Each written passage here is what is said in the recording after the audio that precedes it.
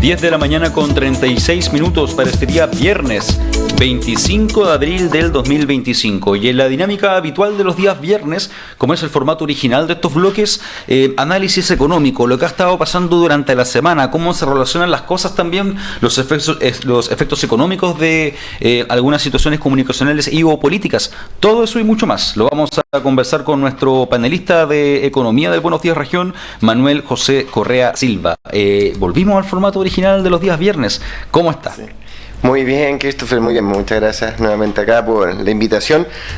Y como tú decías, para hablar de temas económicos, pero también de todo lo demás, porque la verdad que es increíble cómo se mueve, ¿no es cierto?, el dinamismo de las noticias, que no solamente de un día para otro, sino que casi de hora a hora están ocurriendo muchas cosas. Y esta semana fue, como se dice, bastante acontecida.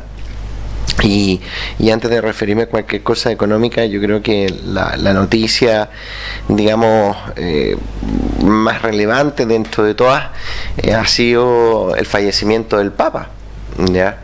Que mañana, ¿no es cierto?, son justamente la ceremonia fúnebre, y yo creo que vale la pena detenerse al menos un minuto en tal vez en pensar un poco en la figura del Papa, que tan importante para el mundo cristiano, que es la mayoría de la gente. Entonces murió, ¿no es cierto?, el día lunes a la edad de 88 años. El Papa, hay que recordar que vino a Chile. Sí. No Argentina, pero sí pasó por Chile. Exactamente, que fue una visita, digamos, papal que también tuvo sus controversias, donde también el Papa en algún momento estuvo como durante su papado, digamos, pontificado, tuvo comentarios a veces desacertados también, que generaron polémica, pero también yo quiero más que nada quedarme con algunas reflexiones respecto de las cosas buenas que él dijo, respecto de su mirada, respecto del matrimonio, de la familia, que creo que son fundamentales y muy bonitas también sus reflexiones. Y escuchaba el otro día a un senador de Córdoba, de Argentina, porque obviamente el Papa, como tenía un pasado a veces ligado, cercano al peronismo en Argentina, entonces no estaba exento de críticas, que tal vez incluso razonables esas críticas, pero porque el Papa también tuvo una mirada o cercanía o tenía buena relación con algunas personas como Fidel Castro, Chávez y todo ese mundo del socialismo empobrecedor que solamente trae miseria al mundo. Pero más allá de esa crítica, decía este senador del PRO, estamos diciendo un senador de derecha en Argentina, que justamente, tal vez eso nos falta acá en Chile, decía, mira, Francisco se nos fue y tal vez no lo valoramos en vida, porque decía, el Papa era argentino, ¿no? El Papa era argentino, y trataba de destacar como las cosas buenas y el valor de, pucha, lo que nosotros tenemos que potenciarlo, tenemos que apoyarlo, es nuestro. Y yo creo que esa es una parte que a mí me gusta de los argentinos. ¿Te fijas cuando se saludan? Que hace genio, que hace máquina, o sea, se tiran para arriba, ¿ya? Siempre se tiran para arriba, se potencian. Los apodos en general son como de que exaltan las habilidades o las aptitudes. Tienen esto de arengar, que también me imagino, ¿no?, debe venir muy de esta cultura de Argentina, de la pasión del fútbol, este tema del hacerse fuerte, de aprovechar la localía, de hacer sentir incómodo al visitante. Va un poquito relacionado capaz con la cultura del fútbol, esto del arengarse, del tirarse para arriba, del quererse Justamente. de ir con una actitud diferente en el día a día. Sí, justamente, esa es la famosa pachorra, ¿no? La pachorra argentina, y entonces yo creo que eso es algo que él lo hablaba, digamos, este senador, y yo creo que también eso me hizo pensar que de repente nosotros cuando, oye, ¿cómo está el guatón? Siempre como se destaca más el defecto, ¿no? Claro, sí. ¿Ya? El paticorti, no sé, cualquier cosa que se nos... oye, pelado, ¿cómo está? Porque se le está cayendo el pelo, cualquier cosa. Siempre ahí destaca un poco el defecto. Y bueno, yo creo que eso también es algo que nosotros podríamos aprender de cambiarlo.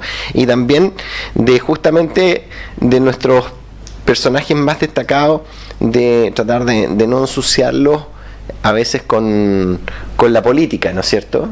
¿Ya? Por ejemplo, hace poco hubo una polémica respecto porque son los 100 años de la entrega del premio Nobel, ¿no es cierto?, a Gabriela Mistral, ¿ya? Y lamentablemente el gobierno quiso, el Ministerio de la Mujer, ¿no es cierto?, con la ministra Orellana, de ensuciar un poco o utilizar la imagen de Gabriela Mistral para sus propios fines políticos, con el tema de que Gabriela Mistral, ¿no es cierto?, era lesbiana, ¿ya? Entonces, en vez de recordar su obra y todo, creo que Gabriela Mistral ha sido la única mujer latinoamericana que ha recibido el premio Nobel hasta el día de hoy, ¿ya? Y perdón, dije 100 años de que recibió el premio Nobel, eso es falso. No han pasado tantos años porque ella recibió el premio Nobel a mediados de la década a mediados del siglo pasado.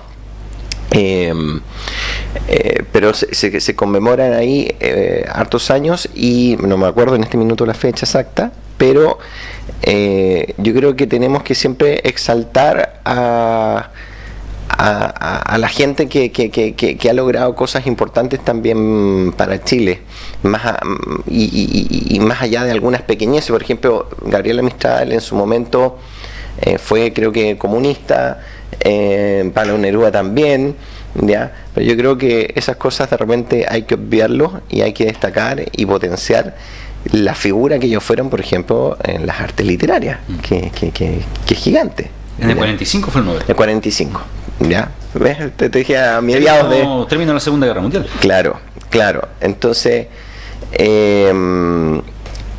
no hay que como que mal usar, ¿no es cierto?, a nuestras grandes figuras. Oye, el Chino Ríos, lo deportivo, Bambán Zamorano. Oye, sí, a nosotros no nos sobran referentes, exactamente, y eso tenemos que exaltarlo. Eso quería. Y el Papa creo que también hizo grandes cosas, y como te decía, descritos sobre la familia, volviendo al inicio de la conversación, creo que es súper importante. Yo recomiendo a la gente que busque en internet lo que él escribía respecto de la familia, del matrimonio, familia como lugar o la historia donde nosotros provenimos, y la familia como el lugar de aprendizaje, porque nosotros en los últimos años hemos visto como también políticamente se ha atacado el fundamento de la sociedad, y los pilares, lo fundamental, el ladrillo base de una sociedad es la familia, y la familia también nace del matrimonio, ¿ya? Entonces, fíjate, un economista, y yo estoy hablando de cosas más valóricas, ¿ya? Y yo creo que justamente también para tener un buen país y una buena economía hay algo incluso más fundamental, ¿ya?, que es donde se puede construir, cuáles son los pilares donde se puede construir también una buena economía, y eso tiene que ver con tener familias y lo más sólidas posible. Y ahí donde viene esa reflexión: ¿qué estamos haciendo eso como sociedad para proteger a la familia, para proteger el matrimonio, para que las personas puedan crecer en un ambiente de protección y formarse en convivencia, ¿ya? Donde aprendan también a perdonarse, que eso es fundamental para las relaciones humanas. Y eso ese es como el origen, ¿ya? Cuando eso se está atacando, eso está debilitado, ahí está el origen de todos los males, creo yo, porque ahí es donde después, cuando un niño no se forma bien, no crece en una buena familia, etcétera, etcétera, deja la puerta abierta a que entre el narco, ¿ya? La violencia, la delincuencia, todos como los grandes males sociales que hoy estamos viviendo y que son justamente la mayor preocupación de los chilenos. Recuerdo que en alguna oportunidad hablamos sobre la lectura que usted tenía de cómo en las universidades o en las grandes casas de estudio en Estados Unidos y en Europa, el momento en que es tendencia todo lo que es la cultura woke o lo de estos grupos capaces, estos grupos minoritarios que se han expresado y movido a través de las diversas plataformas, sobre todo con el tema de las redes sociales. ¿Cree usted, y volviendo un poquito atrás en la conversación con lo de Gabriela Mistral y lo que se estaba destacando en las últimas jornadas, que hubo un enfoque woke de la figura de Gabriela Mistral en su contexto de la conmemoración, de los años que han pasado, de su obra literaria, de su aporte al tema educativo? ¿Fue hecho con una visión woke y se dejó de lado todo lo otro, el Nobel, el tema educativo, su paso por Magallanes, su efecto en la educación, su experiencia después en México cuando se fue en Chile? ¿Cree usted que se taponeó todo lo de Gabriela Mistral con un enfoque woke? Yo creo que tu pregunta, tu reflexión es buena, Christopher. Yo creo que se manipuló en cierta manera con esos fines, porque justamente la estrategia de política del Frente Amplio es la exacerbación de las minorías identitarias, y de esa manera dividir como la población, generando subgrupos que al exacerbar entre sus resentimientos, sus problemáticas, finalmente lo meten en una plataforma, los unen en una plataforma, ¿ya? Entonces, claramente lo que se está mal utilizando es la figura de Gabriela Mistral para, de alguna manera, seguir exacerbando la problemática, por ejemplo, dentro de los grupos LGTB y no sé cuántas siglas más han inventado, ¿no es cierto? Es un hecho, y no solamente lo pienso yo, porque la Fundación Gabriela Mistral, ¿ya?, que tiene sede en Nueva York, ¿ya?, donde participan extranjeros y chilenos también, escribió una carta, ¿ya?, y donde planteó su profundo malestar a lo que estaba haciendo el gobierno, ¿ya? Entonces, efectivamente, yo creo que se utiliza justamente de repente estas cosas para traer agua a su molino. O sea, ¿te fijas? Cada uno tiene el mantel para su lado. Y yo creo que no debemos caer en eso. Y debemos justamente aprovechar de esta como festividad o celebración, conmemoración de Gabriela Mistral para lo que es importante. Por ejemplo, recordar su historia, recordar su pasada, ¿no es cierto?, que fue directora del Liceo de Niñas, ¿ya? Volver a leer, si la gente no está leyendo, los niños leen poco. Y entonces a leer poesía, a leer su poesía. Lo que hablamos de la OCDE hace un tiempo atrás, me acuerdo, el ranking que dejaba en Chile con un posicionamiento no muy bueno, no solamente en matemáticas, sino también en temas de comprensión lectora. Y sí, al parecer, creo, no me acuerdo si estoy tirando el dato acá muy, muy apresurado, pero hay un porcentaje no menor, creo que más de un 40% de personas que no entienden lo que leen. Exactamente. Bueno, la verdad que es mayoritario o el grado de comprensión, por ejemplo, de un niño en octavo, primero medio, de un texto, y te digo de un texto no complejo, es aproximadamente del 15 a 20%, ¿ya?, del grado de comprensión. Y yo, a ver, voy a hacer una infidencia, o sea, yo lo veo esto en el día a día, porque justamente como economista o las cosas que yo hago profesionalmente, verso en materias complejas, ¿ya?, Y justamente cuando uno llega a discutirla en ciertos ambientes, uno nota que no hay comprensión, ¿ya?, sobre las materias, ¿ya? No están las herramientas para poder comprender también ciertas situaciones y eso es súper triste, ¿ya? Nosotros, ¿cuántas veces yo he hablado, ¿no es cierto?, de la importancia, por ejemplo, de la educación financiera? No solamente yo, lo ha dicho Parisi muchas veces, ahora, por ejemplo, el diputado Cristian, ¿no es cierto?, Cristian Matheson, ha tratado de que, a través de un proyecto, una moción parlamentaria, de que se integre, ¿no es cierto?, la educación financiera en los colegios, que me parece que es una buena idea. Yo lo he conversado acá internamente, también con empresarios, porque no tratamos de hacer algo en ese sentido, porque justamente que son herramientas súper útiles para tu día a día, ¿ya? Y obviamente cuando tú tienes mejor educación puedes tomar mejores decisiones para tu vida, ¿ya? Así que ahí tenemos tremendos desafíos y yo creo que hay muchas cosas que no nos estamos haciendo cargo, y esos son los grandes desafíos que también van a tener el próximo gobierno. Yo creo que Chile necesita también un buen gobierno. Un gobierno no es responsable de todo. Partamos esa base, porque si no estaríamos reconociendo que el Estado, el aparato del gobierno, como que debería hacerlo todo. No es así.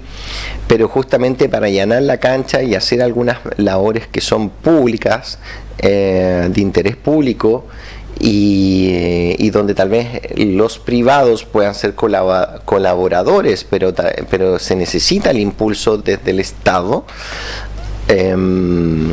Ahí hay grandes desafíos, por ejemplo, en educación.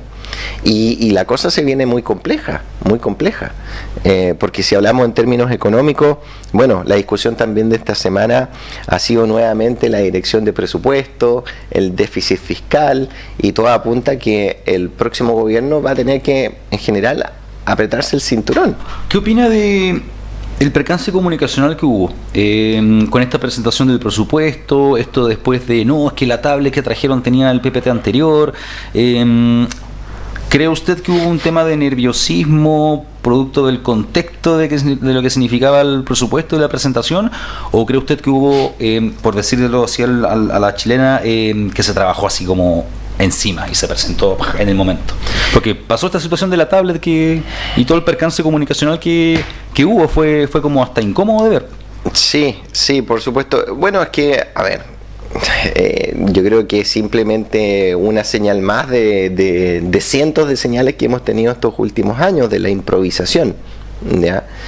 Y que yo creo que en el gobierno en general no hay gente competente. Tenemos, ¿no es cierto?, el Ceremi hoy en día ex Ceremi de energía, creo, del Biobío, que al par de días del ataque, ¿no es cierto?, de la hidroeléctrica en el Biobío, donde hirieron a 2 personas, 2 trabajadores, y quemaron 50 camiones, él dijo, no, pero si nosotros, Chile es una taza de leche, ¿ya? Bueno, el gobierno tomó una buena decisión que lo sacó, ¿no? Lo sacó del cargo. Pero creo que hay una improvisación, y obviamente todos los días vemos ese golpe muy grande contra la realidad que se pegan los funcionarios del actual gobierno. Entonces la DIPRES, por ejemplo, se había planteado como objetivo este año de tener un déficit estructural. A ver, para que la gente entienda, el déficit estructural del presupuesto público tiene que ver con el dinamismo o digamos, ¿no es cierto?, el gasto ingreso gobierno, que no tiene relación con el ciclo económico, tiene más que nada que ver con los gastos e ingresos permanentes, ¿ya? Y que no están sujetos como a los ciclos macroeconómicos. No voy a entrar más porque si no estaríamos ya en un área mucho más difícil de entender, pero eso a grosso modo. Entonces, justamente los déficits estructurales lo que te indican es como la sostenibilidad de la política pública desde el punto de vista financiero. Entonces, cuando tu déficit estructural crece, se va haciendo más insostenible, porque en definitiva el gobierno está gastando mucho más de lo que tiene, de lo que recibe. Y una meta para este año, primer trimestre, que sé yo, era del 1,1% de déficit estructural, ¿ya? Y resulta que ya estábamos a niveles de 1,6%. Entonces, ¿qué pasa? Los senadores en esto ya vienen como, a ver, gobierno, explíqueme por qué no es capaz de cumplir los objetivos que usted mismo se propone, ¿ya? Y sus políticas o su gestión siempre se desacopla con los objetivos. Entonces ya tienes esa mirada desde el mundo político, y llega la directora de la IPRES, la mano derecha de Marcel, que ha tenido ya varias chambonadas, y más encima empieza a hacerle toda esta presentación frente al Senado, y resulta que los números no calzan, ¿ya? Y lo que tienen los senadores en la mano frente a lo que están viendo en la pantalla son números distintos. Entonces, obviamente que se generan estos pequeños escándalos, porque ya tienen, como se dice, el quino acumulado. ¿Ah? Hay una secuela de errores, ¿ya? Y esos errores no son gratis. Yo le digo a la gente, no son gratis, esos se pagan, ¿ya? Y se van a pagar. El gobierno está haciendo muchos compromisos, que el CAE, que esto y todo, aplauso, Boric arregló esto y lo otro. No ha arreglado nada. Si son los gobiernos futuros que van a tener que pagar eso. Ha hecho el anuncio, tal vez ha logrado abrochar el compromiso de forma legal, pero las cuentas no las va a pagar este gobierno, sino que las va a pagar los gobiernos futuros. Y cuando se dice los gobiernos futuros, son los chilenos de mañana, son los que van a pagar las cuentas. Por ejemplo, lo que yo te he contado acá, nosotros el nivel de endeudamiento, ¿ya?, que hoy tenemos empieza a ser muy preocupante. Y cuando tú dices cuánto vamos a pagar el 2025 solamente en intereses, y eso representa más o menos 45 años del presupuesto regional de Magallanes, solamente en pago de intereses por la deuda, ¿ya? Deuda que se ha incrementado, y que el gobierno, justamente por su mala gestión y sus déficits, ha emitido mucha deuda. ¿Y esa deuda cuándo se va a pagar? Sobre todo, muchos bonos soberanos que ha emitido el gobierno se empiezan a pagar a partir del 2030, ¿ya? Y eso, cuando tienes que servir deuda, significa que no puedes hacer un gasto presente. Entonces hay muchas necesidades que empiezan a estar como embargadas para poder solventarlas en el futuro. Por eso, manejar un país es algo súper serio, muy, muy complejo, y es por eso que el próximo gobierno, yo espero que tengamos un muy buen gobierno, pero mi preocupación, y para que la gente no diga, oye, no solamente como que le pega a la izquierda o al gobierno, no, mi preocupación es latente respecto de lo que pueda hacer la derecha, ¿ya? Porque yo creo que hasta el momento también sigue estando al debe. Mira, tenemos en 6 meses más elecciones, ¿no? 6 a 7 meses tenemos las elecciones. Todavía ni siquiera sabemos quiénes van a ser los candidatos, ¿ya? Entonces también hay improvisación. También hay improvisación en todo el espectro político. Y a mí lo que me preocupa es dónde está la visión de país sustentada en un proyecto técnico, ¿ya? Porque necesitamos un muy buen capitán, un buen líder, ¿ya?, o lideresa, como quieran decirle, ¿ya?, que dirija el país, pero tiene que tener una hoja de ruta. Esto es un barco que hoy en día está a la deriva, y necesitamos que alguien tome el timón, sepa arriar las velas, ¿no es cierto?, y dé un seguro, de una dirección, una ruta para que Chile retome el camino, la ruta del desarrollo. ¿Considera usted que, teniendo en cuenta el desempeño de este último gobierno y la proyección que se está dando jornada tras jornada al tema presidencial, que la derecha está siendo como capaz muy pasiva en el sentido de aprovechar la oportunidad de implementar la estrategia eleccionaria en pos de la gestión actual de este gobierno como oposición? ¿Se está perdiendo la oportunidad de este conflicto que hay, por así decirlo, de la gestión actual? Mira, creo que sí, o sea, creo que también la derecha está al debe.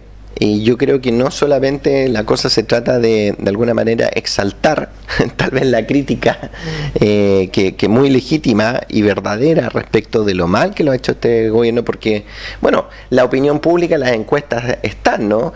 La opinión pública considera que este es el segundo peor gobierno desde el gobierno de Jorge Alessandri, ¿ya? O sea, de los últimos casi 70 años está considerado que el peor gobierno ha sido el de Allende y el segundo peor gobierno el de Boric. Esos son los datos que es la sensación y percepción de la población chilena. Pero ya, ok, eso es un dato y nosotros ya, eso será historia. Pero tenemos que prepararnos para el futuro. Y ahí donde la derecha falta todavía la propuesta, ¿ya? Porque todo indica que debería los próximos 4 años gobernar la derecha, ¿ya? Pero a mí me preocupa que la derecha venga realmente con buenos equipos, ¿ya? No con los mismos defectos de como este gobierno, que llegara gente, este gobierno llegó con gente incompetente y hambrientos de tener plata que nunca habían ganado, porque en el sector privado la verdad que les va pésimo, ¿ya? Entonces, pero yo quiero que Chile necesita que la derecha llegue con gente competente y realmente con vocación de servicio y con un plan claro para resolver los problemas del país, porque si no vamos a seguir metidos en el barro y los chilenos necesitan salir del barro. 11 de la mañana con 3 minutos. En resumen de la semana, en los acontecimientos que han marcado también en lo social, lo político y las repercusiones económicas, todo eso lo hemos estado conversando en este bloque, este día viernes, junto con el economista Manuel José Correa Silva. Que tengan un buen fin de semana, gracias por venir a Buenos Días Región, y ahí vamos a estar atentos al próximo capítulo, el próximo programa que esperamos sea el próximo día viernes, para ver qué nos trae la semana entrante. Perfecto, muchas gracias, Christopher, y bueno, le mando un abrazo también a la señora, que es dueña del perrito Peca, que ha salido harto en la prensa, ¿ya? Ah, sí. Sí, un caso que sería bueno de repente conversar en algún minuto, porque yo estuve en la veterinaria cuando ella llegó con el perrito herido, estaba ahí yo, porque justamente antes de ayer perdí a mi perrito también, ¿ya? Entonces, y ahí hay algo también muy importante, algo muy comunal, algo muy de nuestra ciudad, que es la tenencia responsable de animales, ¿ya? Y ahí tenemos también un problema grave de convivencia, ¿no? Y de respeto entre nosotros. Y así que lamento mucho a la señora que justamente perdió a su perrito, que en ese momento todavía estaba vivo y estaba buscando atención urgente para poder salvarle la vida a su perrito. Que tenga buen fin de. Gracias por venir al Buenos Días Región. Ya, y vamos a dejar ahí en pauta también el tema de la tenencia responsable de mascotas, ley Cholito, temas como culturales también, lo que hace el municipio, lo que no puede hacer el municipio. Sí. Ya llevamos varios cientos de personas mordidas en lo que va en el año, no solamente en Punta Arenas. Más de 300 van a la fecha, 900 vieron el año pasado, pero a la fecha ya va más la estadística. Sí. Así que un tema que quedó ahí pendiente para el próximo capítulo. Vale, Christopher. Que tenga buen gente. 11:04, pausa, ya volvemos.